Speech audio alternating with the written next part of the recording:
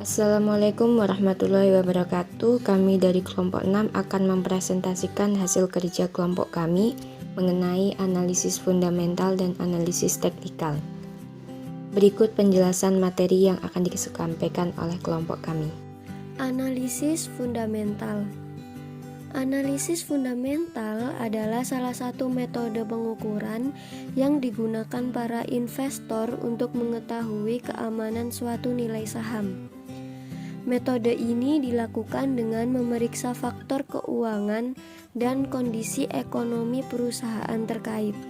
Indikator yang digunakan dalam analisis fundamental adalah return to equity atau ROE, price to earning ratio, dan lainnya.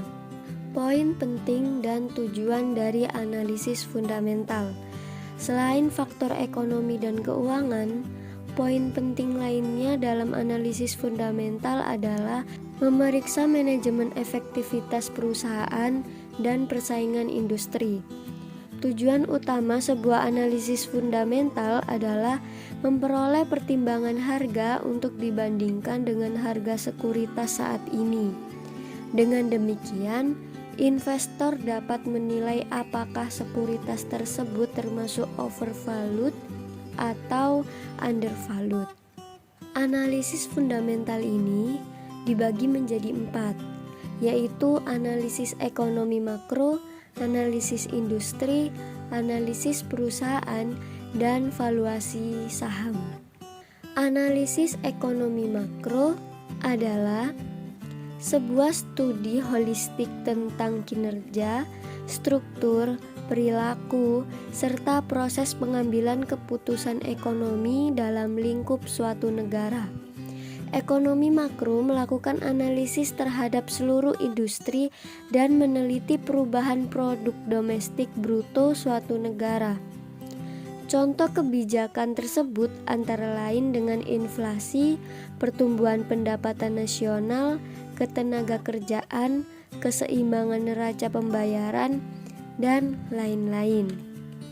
Ruang lingkup ekonomi makro dibagi menjadi 3. Yang pertama, kebijakan pemerintah. Terdapat 2 kebijakan pemerintah yang sangat memengaruhi kondisi ekonomi makro, yakni kebijakan moneter dan kebijakan fiskal. Kedua, pengeluaran agregat. Pengeluaran ini perlu dikondisikan pada tingkat yang ideal agar tidak terjadi masalah ekonomi yang berkelanjutan. Dan yang ketiga, penentuan tingkat kegiatan perekonomian negara. Ruang lingkup ini memiliki beberapa jenis pengeluaran, antara lain pengeluaran pemerintah, konsumsi rumah tangga, pengeluaran perusahaan, serta ekspor dan impor. Tujuan dari analisis ekonomi makro yaitu ada 4. Yang pertama, menciptakan lebih banyak lapangan pekerjaan. Kedua, meningkatkan kapasitas produksi nasional. Ketiga, mengendalikan laju inflasi. Dan yang terakhir, pemerataan pendapatan penduduk. Materi selanjutnya yang akan dibahas adalah mengenai analisis industri. Yang pertama kita bahas terlebih dahulu apa itu definisi dari analisis industri. Analisis industri merupakan suatu instrumen yang digunakan untuk memahami dan menganalisis tingkat persaingan antar industri yang sejenis. Dalam hal ini, analisis industri dimanfaatkan sebagai suatu langkah untuk menghadapi kemungkinan adanya peluang dan ancaman di masa depan dari para kompetitor. Selanjutnya adalah bagaimana cara mengestimasi tingkat keuntungan industri. Dalam hal ini terdapat 2 cara. Yang pertama yaitu dengan mengestimasi earning per share atau EPS. EPS memiliki rumus perhitungan. Yang pertama kita hitung terlebih dahulu laba bersih dikurangi dengan dividen pilihan dibagi dengan rata-rata saham biasa yang beredar. Contoh perhitungannya adalah sebagai berikut. Misalkan sebuah perusahaan memiliki laba bersih sebesar $1 juta pada kuartal ketiga. Kemudian perusahaan mengumumkan dividen sebesar $250.000, sedangkan total saham yang dikeluarkan untuk periode tersebut adalah 12 juta, dengan total saham beredar ada pada angka 11 juta. maka EPS perusahaan tersebut adalah 1 juta yang diperoleh dari laba bersih perusahaan dikurangi dengan $250.000 yaitu nilai dividen yang diumumkan dibagi dengan 11 juta yang berasal dari total saham beredar. Nah, nanti dari perhitungan itu kita akan menemukan nilai EPS sebesar 0,068. Dalam artian, setiap bagian akan menerima pendapatan bersih yang sama, yaitu sekitar $0,068. Cara yang kedua adalah dengan mengestimasi Price Earning Ratio atau PRA. Price Earning Ratio merupakan alat analisis yang digunakan investor untuk menentukan kelayakan pembelian suatu saham. Adapun rumus perhitungannya adalah price to earning ratio diperoleh dari harga saham per lembar dibagi dengan laba per saham. Dalam hal ini laba per saham bisa kita sebut dengan EPS tadi. Contohnya, perusahaan XY mengumumkan harga saham per lembar sebesar 50.000 dengan nilai EPS sebesar 4.000. Maka nilai price earning ratio-nya adalah 50.000 dibagi dengan 4.000. Nanti ketemu angka 12,5. Maka nilai price earning ratio-nya adalah 12,5. Selanjutnya adalah metode analisis industri. Di sini ada 3 metode yang bisa kita pakai. Yang pertama, menggunakan model kekuatan kompetitif atau biasa kita kenal dengan 5 kekuatan Porter. Dalam model kekuatan ini terdapat unsur-unsur seperti intensitas saingan industri, ancaman pendatang potensial, kekuatan tawar pemasok, kekuatan tawar pembeli, dan ancaman produk pengganti. Yang kedua adalah analisis SWOT, yaitu analisis yang digunakan untuk mengukur lingkungan industri dari segi kekuatan, kelemahan, peluang, dan ancaman, serta dampak yang mungkin akan ditimbulkan. Yang ketiga adalah analisis PESTIL. Analisis ini dilakukan untuk mengamati faktor ekonomi makro yang mempengaruhi industri, seperti dari faktor ekonomi, politik, sosial, teknologi, hukum, dan juga lingkungan. Nah, yang terakhir adalah revolusi industri 4.0. Revolusi industri 4.0 adalah industri yang menggabungkan teknologi otomatisasi dan pertukaran data dalam teknologi manufaktur. Contoh penerapan industri 4.0 di Indonesia sendiri yang bisa kita temui di berbagai industri seperti tekstil, otomotif, elektronik, kimia, hingga bahan makanan dan minuman. Adapun kelima contoh industri tersebut merupakan penunjang utama industri di Indonesia yang juga memiliki persentase hampir bersamaan. Baik, materi yang selanjutnya adalah analisis perusahaan. Analisis perusahaan diarahkan untuk mengetahui apakah saham suatu perusahaan layak dijadikan pilihan investasi. Hasil analisis perusahaan harus bisa memberikan gambaran tentang nilai perusahaan, karakteristik internal, kualitas dan kinerja manajemen, serta prospek perusahaan di masa yang akan datang. Analisis tersebut nantinya berguna untuk pengambilan keputusan apakah perusahaan tersebut layak dijadikan pilihan investasi atau tidak. Nah, dalam analisis perusahaan ada 4 rasio pengukuran. Yang pertama adalah rasio likuiditas. Rasio likuiditas adalah rasio untuk mengukur tingkat kemampuan perusahaan dalam memenuhi hutang jangka pendeknya. Terdapat 2 kesimpulan dalam mengukur tingkat likuiditas perusahaan. Yang pertama, jika perusahaan mampu melunasi hutang jangka pendeknya, maka perusahaan tersebut liquid. Sebaliknya, jika tidak mampu itu disebut illiquid. Perusahaan illiquid disebabkan oleh 2 faktor. Yang pertama, memang tidak memiliki dana sama sekali, atau memiliki dana tetapi memerlukan waktu untuk mencairkannya sehingga tidak mampu melunasi pada waktu tempo yang telah ditentukan.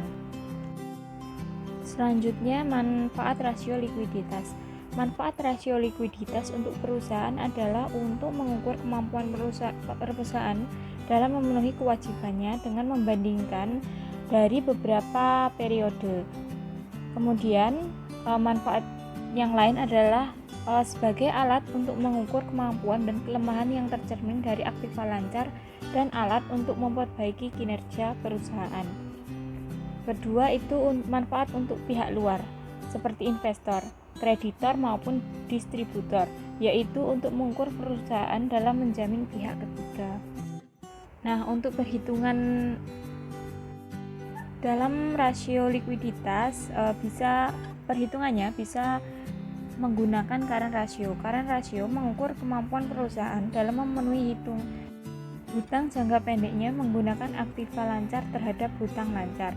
Current ratio yang sering dipakai adalah standar 200%. Nilai 200% dianggap titik aman perusahaan karena memiliki aktiva lancar yang cukup untuk perusahaan dalam melunasi kewajiban jangka pendek. Nah, berikut rumus current ratio, yaitu aktiva lancar dibagi dengan hutang lancar. Selanjutnya adalah quick ratio.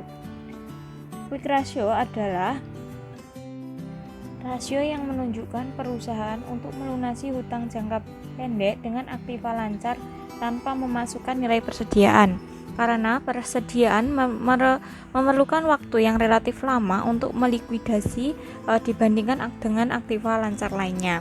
Rumus quick ratio yaitu aktiva lancar dikurangi persediaan kemudian dibagi dengan hutang lancar. Kemudian ada rasio solvabilitas. Rasio solvabilitas adalah rasio yang mengukur kemampuan perusahaan untuk memenuhi kewajiban jangka panjang dan seberapa besar aktiva perusahaan dibiayai dari pihak eksternal. Dana eksternal diperlukan pada saat modal sendiri tidak cukup untuk membiayai aktivitas perusahaan. Dana eksternal dapat diperoleh dengan nominal yang relatif tinggi sehingga membantu perusahaan untuk lebih berkembang. Namun, penggunaan dana eksternal juga menambah kewajiban perusahaan seperti kewajiban melunasi angsuran dan pokok, kewajiban transparansi dan lainnya. Nah, di sini ada 4 cara menghitung rasio solvabilitas, salah satunya dengan DER, Debt to Equity Ratio. Rasio ini untuk mengukur kemampuan modal perusahaan dalam menjamin hutang. DER bermanfaat untuk menunjukkan kelayakan dan risiko keuangan perusahaan. Bagi pihak kreditor, tingginya rasio DER merupakan tanda yang tidak baik karena kemungkinan kreditor menanggung kegagalan yang mungkin terjadi. Sebaliknya, bagi perusahaan rasio DER yang rendah, maka pendanaan lebih banyak dari perusahaan daripada kreditor, sehingga jika mengalami kegagalan dapat menggerus aktiva perusahaan. Rumus DER, perhitungan DER adalah total hutang dibagi dengan total modal. Kemudian selanjutnya ada DAR, Debt to Asset Ratio. DAR mengukur bagian aktiva yang dipakai untuk menjamin utang. Jika nilai rasio DAR tinggi, artinya dana yang bersumber dari hutang banyak, sehingga perusahaan semakin sulit untuk memperoleh pendanaan tambahan karena perusahaan dianggap tidak mampu melunasi kewajiban dengan aktivanya. Rumus DAR itu adalah total hutang dibagi dengan total aktiva. Selanjutnya ada long term leverage dan short term leverage. Long term leverage mengukur jumlah modal perusahaan dalam menjamin hutang jangka panjangnya. Rumus long term leverage yaitu total utang jangka panjang dibagi dengan modal. Kemudian ada short term leverage yaitu mengukur jumlah modal perusahaan dalam menjamin hutang jangka pendeknya.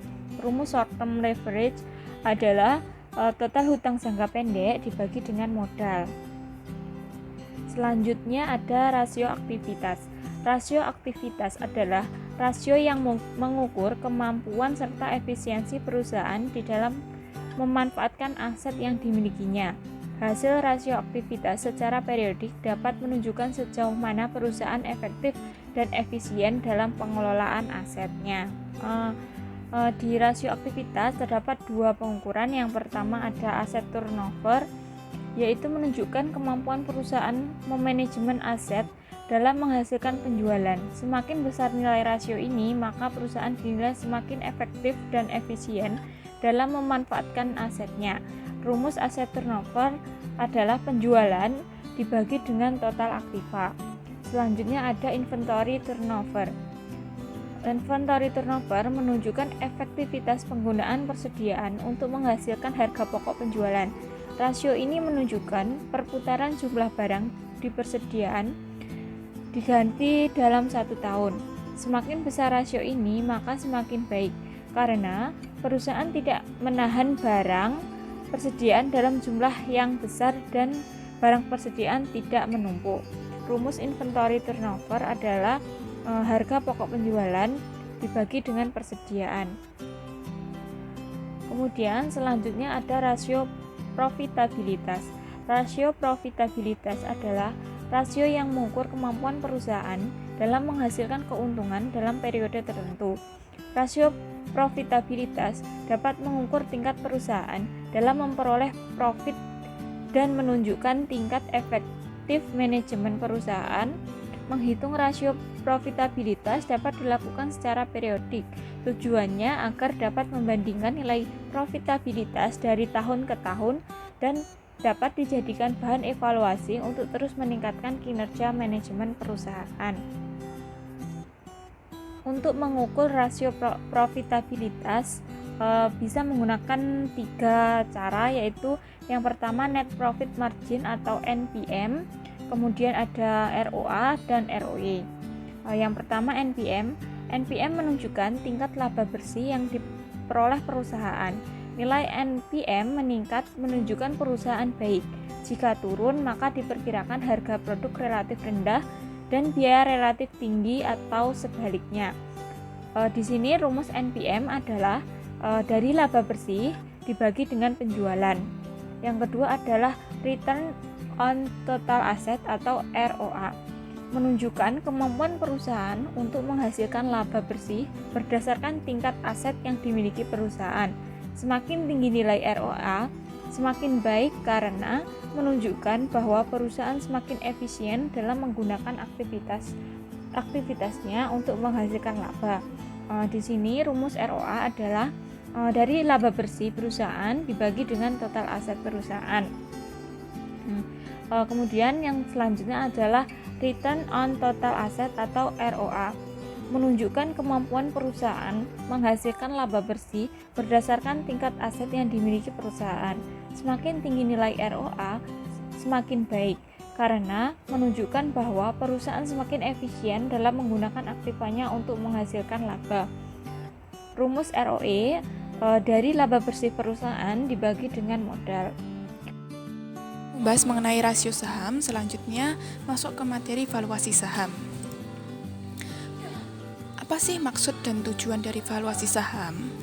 Valuasi saham merupakan proses penilaian atas harga suatu saham perusahaan untuk mengetahui apakah harga saham tersebut sesuai dengan nilai intrinsiknya.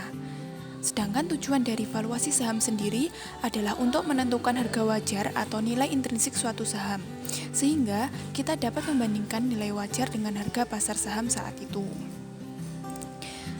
Terdapat beberapa perhitungan untuk menentukan valuasi saham. Yang pertama ada price to earning ratio,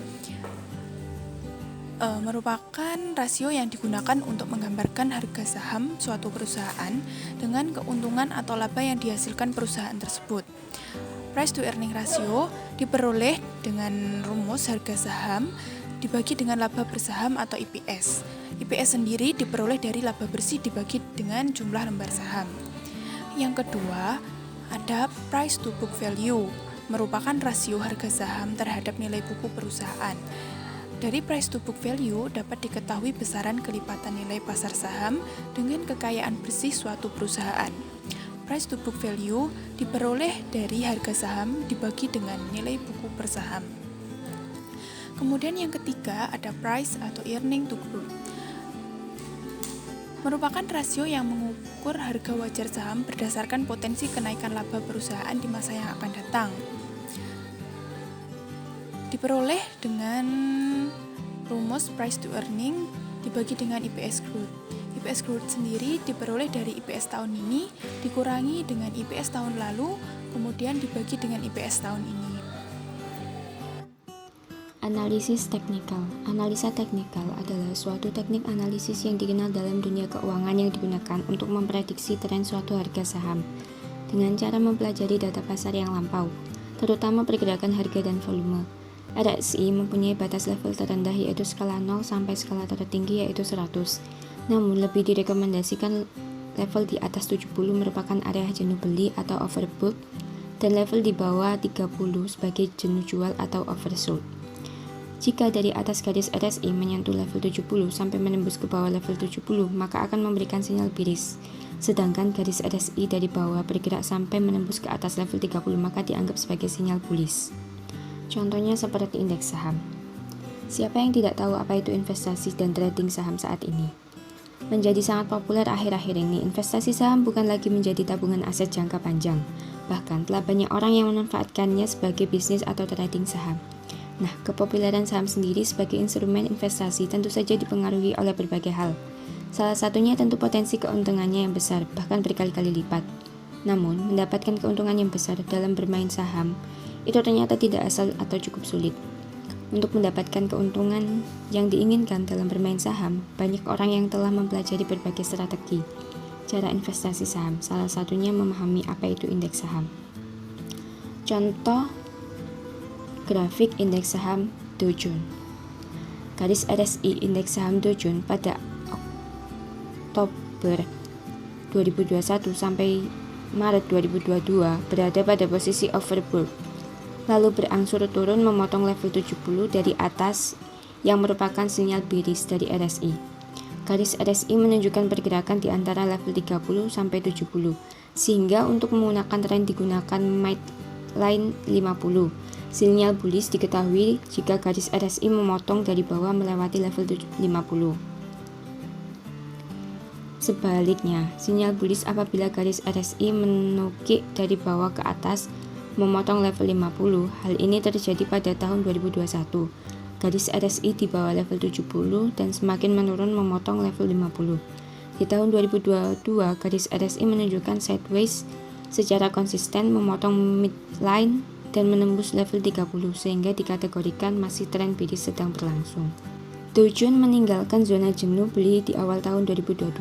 Hal ini dilihat pada harga saham cenderung turun sedang berada di tren bearish.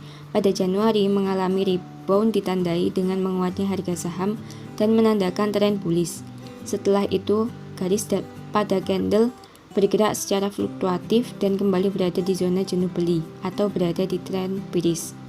Pada Februari sampai Maret, candle bergerak fluktuatif bearish. Jika Dow Jones bisa rebound, maka diperkirakan sebagai sinyal bullish yaitu jenuh beli atau bisa dikatakan overbought. Asumsi dasar analisis teknikal saham.